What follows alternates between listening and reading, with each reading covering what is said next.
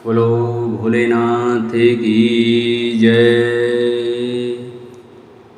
बोलो माता पार्वती की जय। नमस्कार दोस्तों, स्वागत है आपका मेरे YouTube चैनल आर के भक्ति में। दोस्तों, मैं आज आपको सोमवार व्रत की कथा सुनाऊंगा। कृपया उसे ध्यानपूर्वक सुने। जो भक्त हमारी वीडियो को नए देख रहे हैं वो हमारे चैनल पर नए आए हैं तो वो हमारे चैनल को सब्सक्राइब करें, वीडियो को लाइक करें और कमेंट में ओम नमः शिवाय अवश्य लिखें। बोलो शंकर भगवान की जय। सोमवार व्रत कथा। पहले समय में किसी नगर में एक धनी व्यापारी रहता था। दूर दूर तक उसका व्यापार फैला हुआ था। नगर के सभी लोग उस व्यापारी का सम्मान करते थे। इतना सब कुछ से संपन्न होने के बाद भी वह व्यापारी बहुत दुखी था, क्योंकि उसका कोई पुत्र नहीं था, जिस कारण अपने मृत्यु के पश्चात व्यापारी के उत्तराधिकारी की चिंता उसे हमेशा सताती थी। पुत्र प्राप्ति की इच्छा से व्यापारी प्रत्येक सोमवार भगवान शिव की व्रत पूजा किया करता था और शाम के समय शिव मंदिर में जाकर शिव जी के सामने घी का दीपक जलाया करता था। उसकी भक्ति देखकर मां पार्वती प्रसन्न हो गई और भगवान शिव से उस व्यापारी की मनोकामना पूर्ण करने का निवेदन किया। भगवान शिव बोले, इस संसार में सबको उसके कर्म के अनुसार फल की प्राप्ति होती है। जो प्राणी जैसा कर्म करते हैं उन्हें वैसा ही फल प्राप्त होता है। शिव जी द्वारा समझाने के बावजूद माता पार्वती नहीं मानी और उस व्यापारी की मनोकामना पूर्ण हेतु वे शिव जी से बार बार अनुरोध करती रहीं। अंततः माता के आग्रह को देखकर भगवान भोलेनाथ को उस व्यापारी को पुत्र प्राप्ति का वरदान देना पड़ा। वरदान देने के पश्चात भोलेनाथ माता पार्वती से बोले, आपके आग्रह पर मैंने पुत्र प्राप्ति का वरदान तो दे दिया, परंतु इसका यह पुत्र 16 वर्ष से अधिक समय तक जीवित नहीं रहेगा। उसी रात भगवान शिव उस व्यापारी के स्वप्न में आए और उसे पुत्र प्राप्ति का वरदान दिया और उसके पुत्र के 16 वर्ष तक जीवित रहने की बात बताई। भगवान के वरदान से व्यापारी को खुशी तो हुई, लेकिन पुत्र की अल्पायु की चिंता ने उसी खुशी को नष्ट कर दिया। व्यापारी पहले की तरह सोमवार के दिन भगवान शिव का विधिवत व्रत करता रहा। कुछ महीनों के बाद उसके घर अति सुंदर बालक ने जन्म लिया। घर में खुशियां भर गईं। बहुत धूमधाम से पुत्र जन्म का समारोह मनाया गया, परंतु व्यापारी को पुत्र जन्म की अधिक खुशी नहीं हुई, क्योंकि उसे पुत्र की अल्पायु के रहस्य का पता था। जब पुत्र 12 वर्ष का हुआ तो व्यापारी ने उसे उसके मामा के साथ पढ़ने के लिए वाराणसी भेज दिया। लड़का अपने मामा के साथ शिक्षा प्राप्ति हेतु चल दिया। रास्ते में जहाँ भी मामा भांजे विश्राम हेतु रुकते वहीं यज्ञ करते और ब्राह्मणों को भोजन कराते। लंबी यात्रा के बाद मामा और भांजा एक नगर में पहुंचे। उस दिन नगर के राजा की कन्या का विवाह था, जिस कारण पूरे नगर को सजाया गया था। निश्चित समय पर बारात आ गई, लेकिन वर का पिता अपने बेटे के एक आंख से काने होने के कारण बहुत चिंतित था।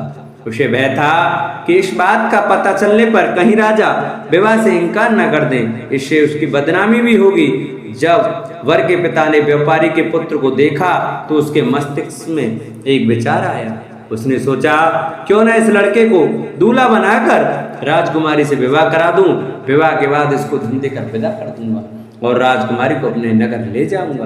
वर के पिता ने लड़के के मामा से इस संबंध में बात की।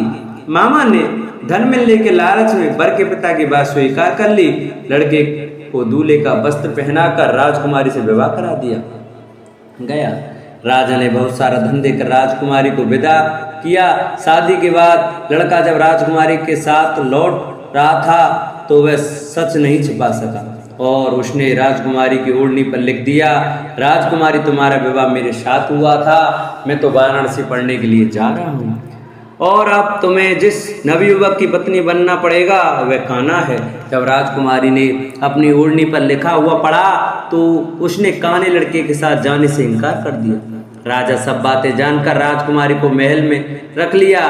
उधर लड़का अपने मामा के साथ वाराणसी पहुंच गया और गुरुकुल में पढ़ना शुरू कर दिया। जब उसकी आयु 16 वर्ष की हुई तो उसने यज्ञ किया।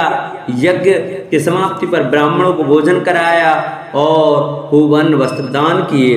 रात को वह अपने शयन कक्ष में सो गया। शिव के वरदान के अनुसार शयनावस्था में ही उसके प्राण पखेड़ू उड़ गए। सूर्योदय पर मामा अमृतवान जी को देखकर रोने पीटने लगा। आसपास के लोग भी एकत्रित होकर कुछ दुख प्रकट करने लगे।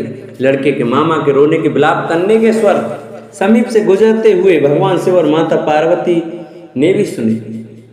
पार्वती ने भगवान से कहा, प्राणनाथ, मुझे इसके रोने के स्वर सहन नहीं हो रहे हैं, आप इस व्यक्ति के कष्ट को अवश्य दूर करें। भगवान शिव ने पार्वती के साथ अदृश्य रूप में समीप जाकर देखा तो भोलेनाथ पार्वती से बोले, यह तो उसी व्यापारी का पुत्र है जिसे मैंने 16 वर्ष की आयु का वरदान दिया था। इसकी आयु तो पूरी हो गई है। माता पार्वती ने फिर भगवान शिव से निवेदन किया, उस बालक को जीवन देने का आग्रह किया। माता पार्वती के आग्रह पर भगवान शिव ने उस लड़के को जीवित होने का वरदान दिया और कुछ ही पल में वह जीवित होकर उठ बैठा। शिक्षा समाप्त करके लड़का मामा के साथ अपने नगर की ओर चल दिया। दोनों चलते हुए उसी नगर में पहुंचे जहां उसका विवाह हुआ था। उस नगर में भी यज्ञ का आयोजन किया। समीप से गुजरते हुए नगर के राजा ने यज्ञ का आयोजन देखा और उसने तुरंत ही लड़के और उसके मामा को पहचान लिया। यज्ञ के समाप्त होने पर राजा मामा और उस लड़के को महल में ले गया और कुछ दिन उन्हें महल में रखकर बहुत सा धन वस्त्र आदि देकर राजकुमारी के साथ विदा कर दिया। इधर भूखे प्यासे रहकर व्यापारी और उसकी पत्नी बेटे की प्रतिज्ञा कर रहे थे। उन्होंने प्रतिज्ञा कर रखी थी कि यदि उन्हें अपने बेटे की मृत्यु का समाचार मिला तो दोनों अपने प्राण त्याग देंगे। परंतु जैसे ही उसने बेटे के जीवित वापस लौटने का समाचार सुना तो वह बहुत प्रसन्न हुआ।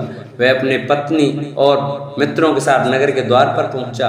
अपने बेटे के विवाह का समाचार सुनकर पुत्र वधू राजकुमारी को देखकर उसकी खुशी का ठिकाना न रहा। उसी रात भगवान शिव ने व्यापारी के स्वप्न में आकर कहा, हे श्रेष्ठी, मैंने तेरे सोमवार के व्रत करने और व्रत कथा सुनने से प्रसन्न होकर तेरे पुत्र को लंबी आयु प्रदान की है। पुत्र की लंबी आयु जानकर व्यापारी बहुत प्रसन्न हुआ। सोमवार का व्रत करने से व्यापारी के घर में खुशियां लौट आई। शास्त्रों में लिखा है कि जो स्त्री पुरुष सोमवार का विधिवत व्रत करते और व्रत कथा सुनते हैं उनकी सभी इच्छाएं पूरी होती हैं और शंकर भगवान और माता पार्वती उन पर अपनी सदा कृपाएं बनाए रखते हैं। तो जिन भक्तों को हमारी वीडियो अच्छी लगी हो वो हमारी वीडियो को ज़्यादा से ज़्यादा शेयर करें, चैनल को सब्सक्राइब करें। जिन्होंने हमारे चैनल को सब्सक्राइब नहीं किया वो हमारे चैनल को सब्सक्राइब करें, वीडियो को लाइक करें और कमेंट में ओम नमः शिवाय जरूर